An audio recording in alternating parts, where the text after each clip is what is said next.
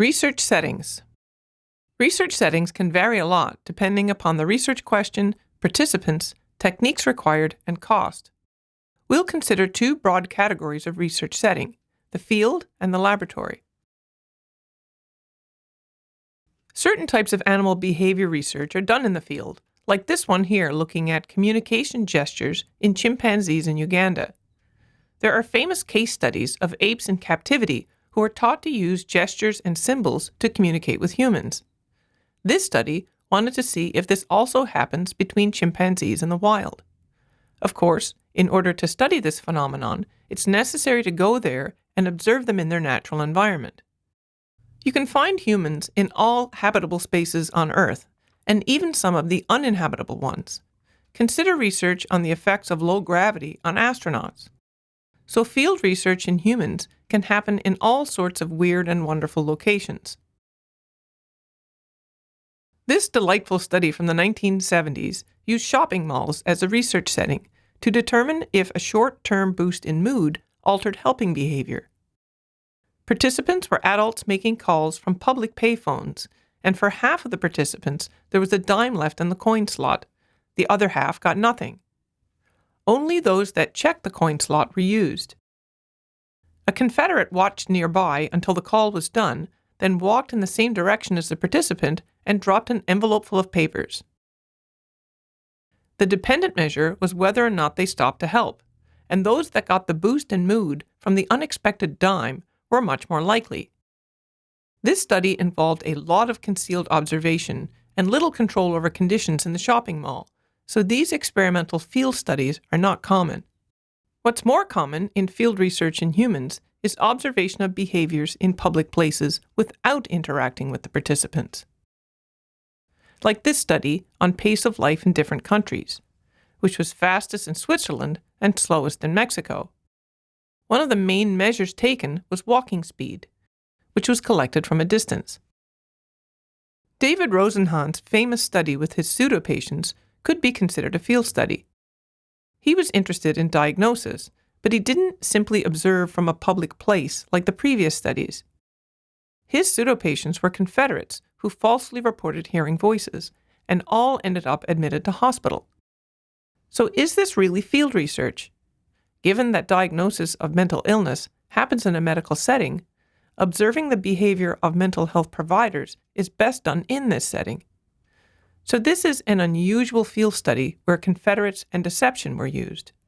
Another consideration for field research is the growing use of online questionnaires.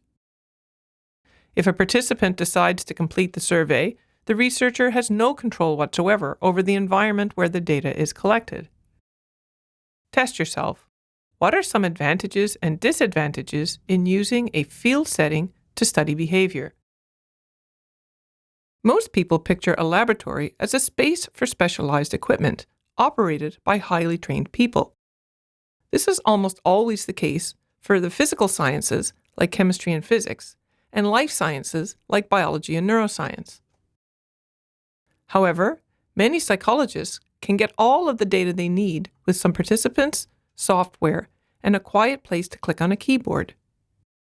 Cognitive psychologists rely heavily on computer-based tasks to present stimuli and collect responses, so the research setting needs to allow for this to happen. Regardless of the specific requirements of the research, the biggest advantage to research in the lab is control. That's one of the reasons why experiments, which require much more control than descriptive and correlational studies, are typically done in labs rather than in the field. A laboratory is necessary for research using special techniques. Human brain imaging is an obvious example of this. Pretty well all animal neuroscience research is carried out in a lab, sometimes in several specialized spaces, one to measure animal behavior and another to analyze changes in the brain. Some laboratory equipment in humans is used as part of deception, like this fake shock generator I found in one of the old storage rooms in the Psychology and Neuroscience department. Using props like this in a laboratory setting promotes obedience, as we know from Milgram's shocking findings, as well as other laboratory research. Martin Orne's quest to find a tedious, boring control task for his hypnosis research revealed that participants would work on math problems for hours before giving up, an effect he attributed to the importance people place on research. From Milgram's study of obedience and Orne's tedious tasks, it's clear that human research volunteers are surprisingly willing to do things they don't want to, which makes it difficult to study natural tendencies.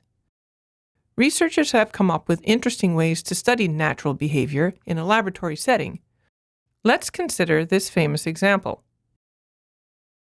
The Stanford Prison Study is considered one of the most unethical experiments in psychology because the researchers did not halt the study when it was clear participants experienced harm. The study started innocently enough. 75 men were recruited from the community to participate in a study on prison life. They completed a bunch of questionnaires and were interviewed by one of the researchers in order to get a sample with strong mental and physical health and no previous involvement in crime. Then they were randomly assigned to be either prisoners or guards for 6 days in a laboratory prison in the basement of a university building. The intention was to run the experiment for 2 weeks, but for reasons now well known, it was called off after 6 days because the prisoners were treated so badly. The researchers administered personality and mood scales and measured many dependent variables through behavioral observations. So what was the research setting like for these participants? The guards were given uniforms to wear and wore mirrored sunglasses, making it impossible for prisoners to make eye contact. They were also given other items associated with a prison guard. The prisoners wore plain smocks with no underwear and slept in a small room converted to look like a cell. The guards were told to maintain order within the prison and keep it functioning. The guards stayed for 8-hour shifts, whereas the prisoners lived in the simulated prison the whole time.